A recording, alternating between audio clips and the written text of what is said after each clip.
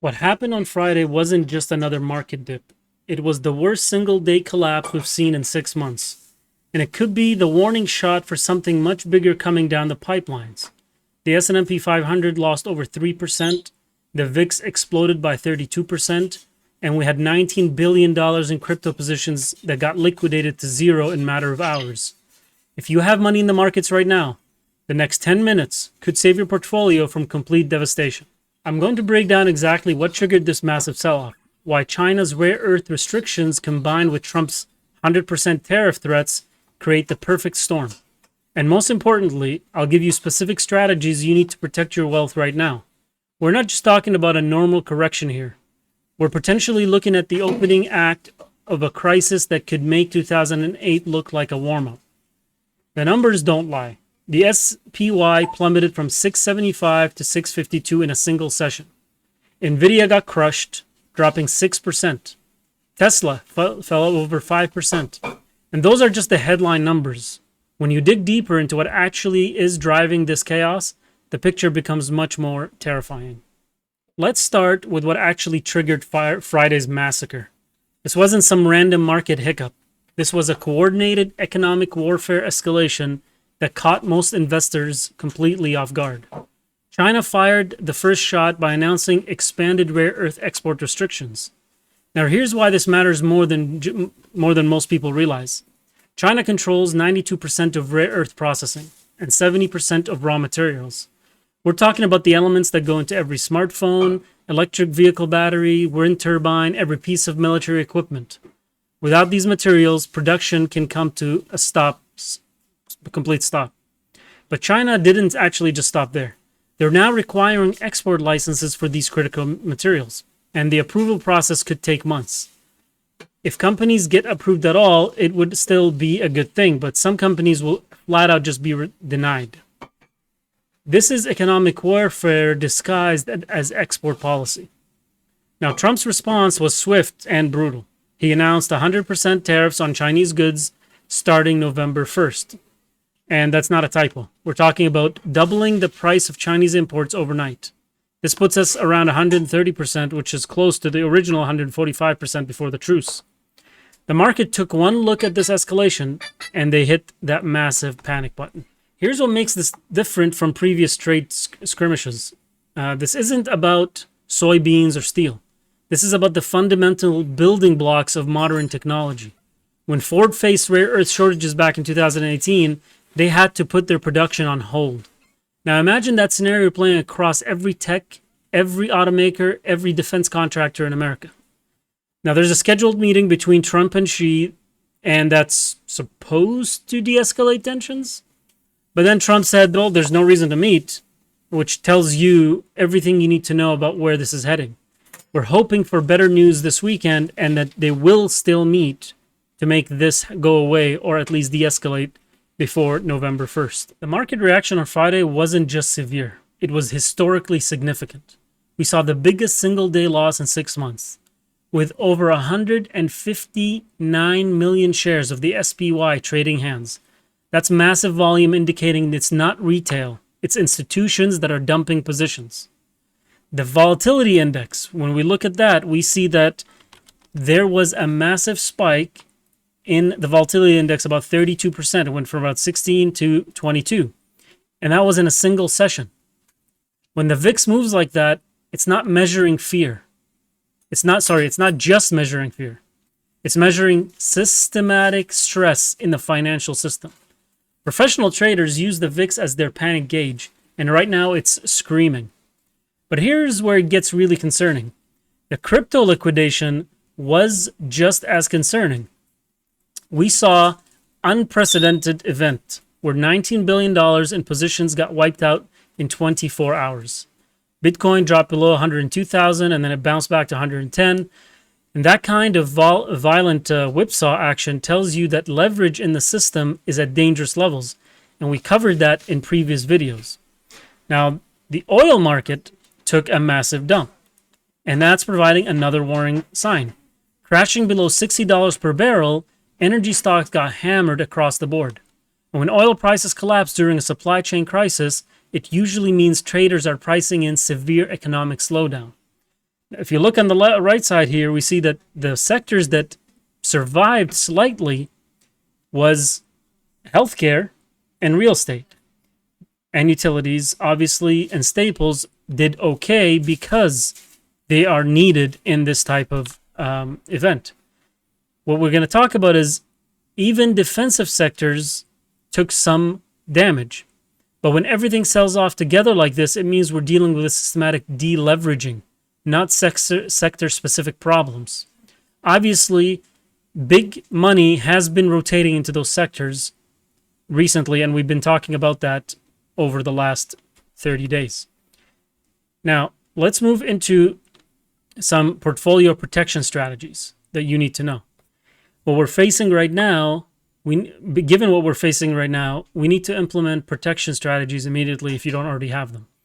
I'm not talking about waiting to see how things develop. The time for preparation is right now, while you still have options. Now, number one is tighten your stop losses and implement trailing stops. For example, I had an 8% trailing stop on my AMD position, and it saved me from Friday's massacre. When AMD got hit, my position automatically sold, locking in the most profits without me having to watch the screen. So make sure you set your trailing stops based on volatility. In this environment, I recommend 6 to 8% for growth stocks and 3 to 5% for blue chips. The second strategy is consider inverse ETFs for hedging. These aren't get-rich-quick schemes. They're insurance policies. Like ProShares Short QQQ, which is ticker PSQ, or the ProShares Short S&P 500, ticker SH, they can offset losses in your long positions. If you're heavily invested in tech, SQQQ gives you triple inverse exposure to the NASDAQ. But use these carefully. They're designed for short-term tactical hedging, not long-term holds. Okay? Now, the third strategy that we need to tackle is build significant cash reserves. When the next major correction hits, and it's coming, you'll want to have dry powder to deploy at much lower prices. I'm talking about 20 to 30% cash positions, not your typical 5 to 10% most advisors recommend. We know that Warren Buffett is sitting on over 30% cash position right now. Cash is going to be king when forced liquidations accelerate. Strategy 4 is focus on defensive positions. If you're trying to, if you're going to stay in equities, rotate towards companies that can survive supply chain disruptions. Healthcare, utilities, consumer staples, these sectors have pricing power and essential demand that persists through economic chaos. Avoid anything that depends on Chinese supply chains or discretionary consumer spending. And last, consider precious metals allocation. Obviously, gold hit an all-time high over 4,000. It came down slightly when the dollar index jumped to 99.5, but then there was an inverse correction. Silver, all-time highs, $50. When currency wars escalate and supply chains break, precious metals become the ultimate hedge. I personally recommend 10 to 15% portfolio allocation of physical metals or equity or quality mining stocks. The key is implementing these strategies systematically, not emotionally. Set your rules now while you can think clearly, because when the real crash comes, emotions could cloud your judgment. Now let's talk about what's coming next and what the timelines are. Now, based on historical patterns, the current indicators, we're likely looking at a multi-phase crisis that could unfold over the next 6 to 18 months. This isn't going to be quick correction and recovery. We're dealing with a structural issue that takes time to resolve. Now, phase 1 is already underway. There's the initial shock from trade war escalations and squeeze in the liquidity. Markets are repricing risks based on supply chain disruption. Now, this phase typically lasts 4 to 8 weeks and involves high volatility and periodic relief rallies that trap optimistic investors. And I think that we're at the tail end of this phase. Phase 2 will likely begin when the first major company reports production disruptions or inventory shortages. This is when the real economy starts to feel the impact of the trade war.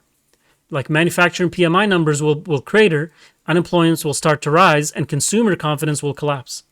And this phase can last anywhere between 3 weeks to 6 months. Phase 3 is the systematic phase, when over-leveraging institutions start failing and forced liquidation accelerates. This is where the comparison to 2008 becomes relevant. Except this time we have even more debt in the system and fewer policy tools available. Central banks are already near zero interest rates globally, so they can't cut rates dramatically like they did in previous crises. The dollar dynamics add another layer of complexity. When positions get liquidated due to volatility, institutions need dollars to cover losses. If there aren't enough dollars available, and there aren't, I can tell you that, given the massive amount tied up in the derivatives market, we could see a violent dollar squeeze that crushes everything else.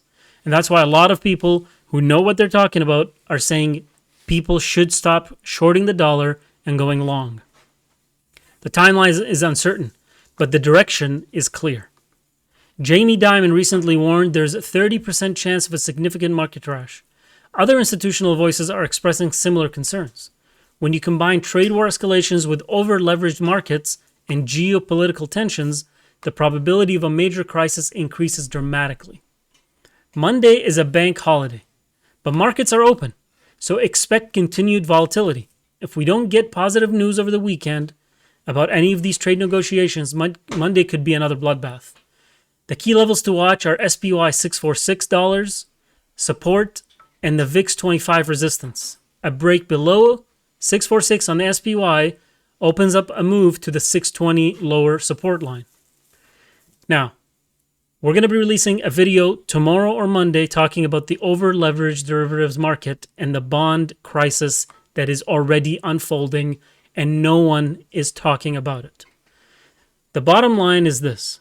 We're in the early stages of what could become the most significant market crisis in this century. The smart money is already positioned defensively, and you need to be too. Don't wait for confirmation that a crash is here. By then, it's already too late to protect your wealth effectively. If this analysis helped you understand what's really happening in the market, smash the like button and subscribe for more updates. I'll be monitoring these developments closely and providing specific, actionable strategies as the situation evolves. By the way, the next few months are going to separate the prepared investors from the casualties. Make sure you're building your portfolio to survive what's coming, not just hoping things return to normal, because normal just changed. And the investors who adapt the fastest will be the ones who thrive when the dust settles. Stay diversified, stay defensive, and I'll catch you in the next video.